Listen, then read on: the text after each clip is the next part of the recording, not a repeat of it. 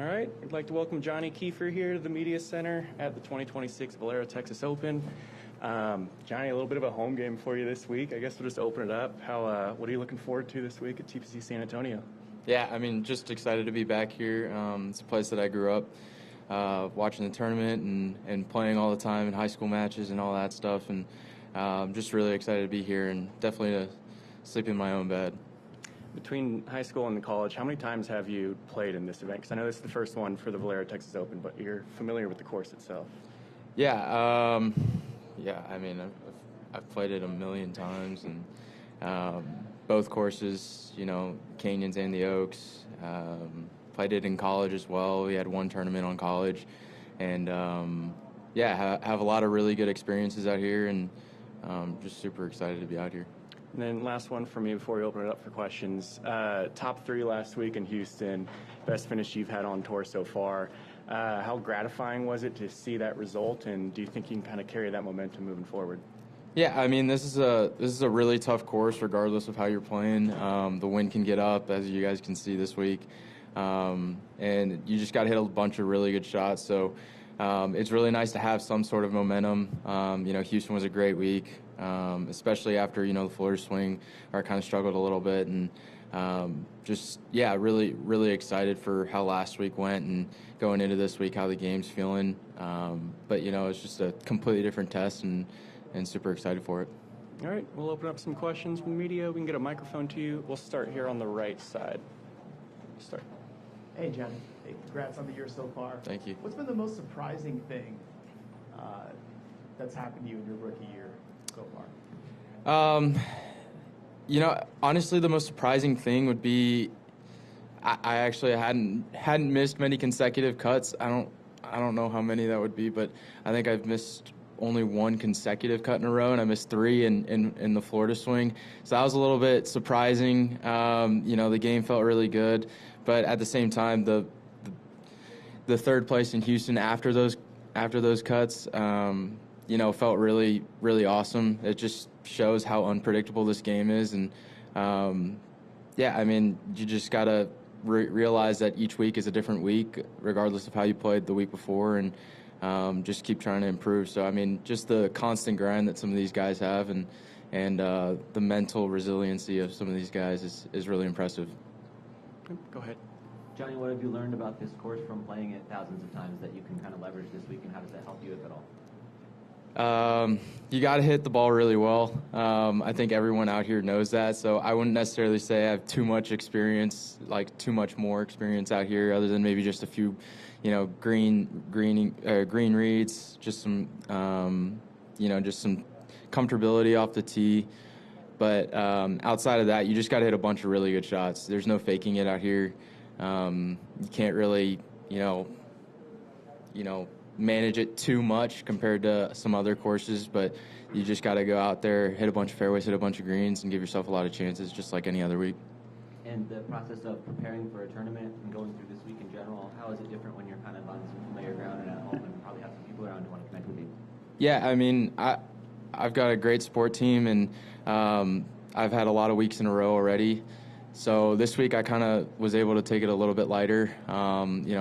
I played 3 holes yesterday, practiced for just a little bit, but mostly just trying to, relax the body, relax the mind, come in super fresh and feel, a little bit more relaxed about this tournament than others, but in a way, like in a good way. I'm not beating myself up. I'm not grinding. I'm not, out here for, 4 or 5 hours every day, especially in this wind.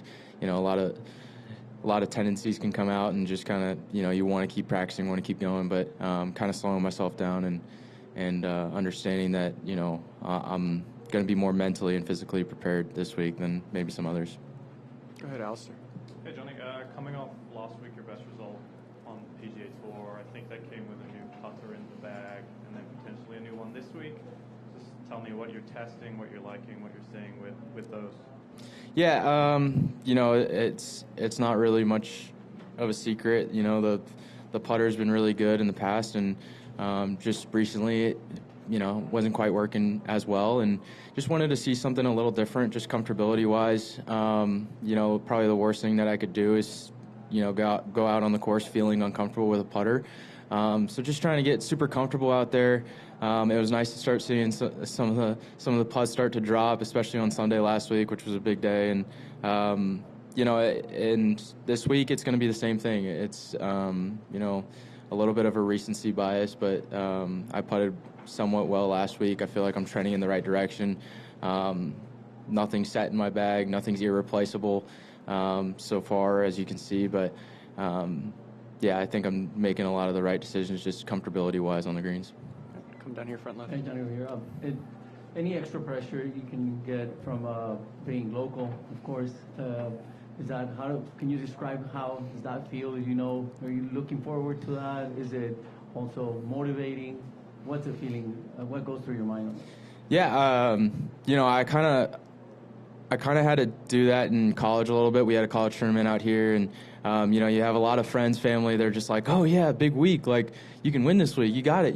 And I mean, I just keep telling everyone, and I think they're all super supportive and understand it too. A lot of my friends, they understand that golf's really hard. It's not you can't take experience for granted, but you can also lean too much on it sometimes. And just being out here, having a support group that whether I do good or bad, they're out here for me and they're out here cheering me on. It's really really an awesome thing. So I'm really excited for it. I'm going to have a lot of people out here, friends, family. But that doesn't change the fact that I still got to come out here and play and do my job and have some fun. One quick one. San Antonio fans are unique. Some of them even describing them as crazy Hispanic fans, the Spurs. Do you expect, or are they any crazy Hispanic fans welcome at Valero, Texas Open, supporting you? What would you tell them? It's San Antonio. We have a really passionate crowd and fans, and I actually went to a Spurs game the other night, and it's just so much fun. I always love going to Spurs games, and I can only imagine what they're like this week. And I've been a part of the fans, so now it's kind of fun to be inside the ropes. We'll go with the back right. Hey, along those same lines, you said earlier you feel comfortable sleeping in your own bed this week. You're not that far out of? It hasn't been that long ago since you lived here. Are you talking about TPC or sleeping in San Antonio, or are you actually staying at the house you grew up in and childhood? Yeah, so I mean, a lot of people don't know this, but I still live with my parents. My fiance is still in med school, and she's kind of traveling around. I'm traveling around, and right now we haven't settled on one spot that we're going to move to. And as of right now, I'm sleeping in my own bed, my parents' room, or my parents' house. So I really enjoy it. Save up the money, and we'll see and go from there. Go back right. Hey Johnny, first off, go Jags. My kids went to Johnson, just like you did.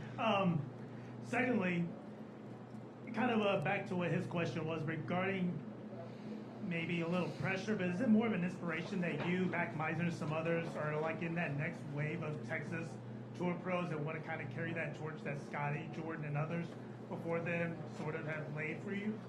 Yeah, I mean, it's something that we all dreamed of. I definitely have imagined myself playing this tournament a lot of times, and it's something that I've always dreamed of. I mean, I can't take for granted. It's an awesome tournament. It's an awesome venue. Me and Mac grew up playing high school golf, and Mitchell is his older brother as well. And some of these other Texas guys have just, we've always paid attention more to the Texas swing. That's just how it is. We live here, and we're really passionate about it. And obviously looking up to guys like Scotty Scheffler and some of the other Texas guys out here, and being on the same tour as them, competing against them, and it's a dream come true. Stay here on the right. Yeah. And Johnny, envisioning yourself in this position you mentioned, also with a potential auto bid to the Masters on the line, what does that mean to you, and how much are you thinking about that? Well, the nice part is I've got that behind me. Last winter, I should say, the RSM, I secured the top 50 in the world invitation, was 7th place, and that was my best finish at the time. So it was kind of nice, just to have the momentum. I think is big. I said last year if I didn't get in, I didn't I didn't want to put too much pressure on myself, and I just wanted to play well going into the Masters, whether I was in or not. And it's nice because, last week was big for momentum, and hopefully I can carry that momentum into the Masters next week. Okay. Any more questions? A couple more. We'll go to the back. Yeah, we're curious. Obviously, there's a big week this week, but do you follow the Aon standings at all? And are you aware that you're projected to qualify for the RBC Heritage with one event left in the swing? I'm not gonna lie to you. I don't follow that very much. At the same time, it's great. I tell my parents all the time, it's like I don't really like to pay attention to the rankings or anything like that. I know good golf's gonna take me to some really cool places, and some bad golf, probably won't. It's really simple. You play well, and you get to go to some pretty cool spots, and you don't, and you might miss out on some cool opportunities. So. Yeah, just looking forward to it, and now I do know. But again, it's just more motivation, more fuel to the fire. Yeah, and a quick follow-up too. What would you say is the benefit of earning spots into some of the strongest fields on tour? Yeah, I think it's just a continuation on. It one validates that. I'm meant to be there. I'm meant to be here. I'm meant to compete against the best, and it's just a great opportunity and something that I've always dreamed of, and something that I can be really, really, really happy about. But also, motivate myself and continue to put myself in those spots so that maybe I don't have to worry about that because I'm already in it. And it's something to look forward to. Come back here to the front. Johnny, how many times would you say you've been here as a spectator when you were younger, and did you have any particularly memorable experiences? This was my first real big event that I went to. I went to Torrey Pines when I was really young. I lived in San Diego for a little bit, so that was another one that I was really passionate about. But this one was one where I was actually big into golf at the time, and I just focused and switched sports to my main sport to golf. So coming out here, getting to see some role models like, Jordan Spieth, Jimmy Walker, and some of these other guys, these other Texas guys that, I'd followed pretty closely, and see them in person. I've been out here, probably 5 or 6 times because, in college it's usually during the season, so I couldn't come down, but always followed it really closely anyways. All right, a couple more. We'll go to Adam and then finish up with Jake. Apologies if you already talked about this. Are you still living here? I am. Yeah. No, still living with the parents. It's nice not having to worry about, when I come home, going to get groceries, going to, take out the trash as much and stuff, and just doing my regular chores. But that's more just, them being nice and letting me stay in the house for a little bit longer than most. You know what your career low is out here? You have any real fond memories of playing the course? I'm hoping it's going to come this week. I'd have to say it's probably like 61 or 62. I can't say for certain. And do you practice much with Jimmy? Has he taken you under his wing a bit as you've come out on the tour? Yeah, Jimmy, actually, we went and took a little scouting trip to Augusta. We both have the same Insperity sponsorship, and we went during the Bay Hill week. And, we played 36 holes. He kind of showed me inside the ropes, kind of told me, some of the small nuances that you kind of learn from playing there over the years. And, he's a great guy. Just gotten to really, really know him. But there's a lot of other great guys out here as well. All right, go ahead, Jake. You mentioned Spieth earlier. Has there been any moments this year, especially in pairings, where you've been starstruck with any sort of pairings or just on and around the course? I think early in the year, I got some pretty cool weekend pairings. In Hawaii, I played with Hideki, which was really, really awesome. Played with Webb Simpson. And then the next week, I think I played with Adam Scott, Nick Taylor. I've actually played with Adam a decent amount on the weekend this year, probably 3 times now.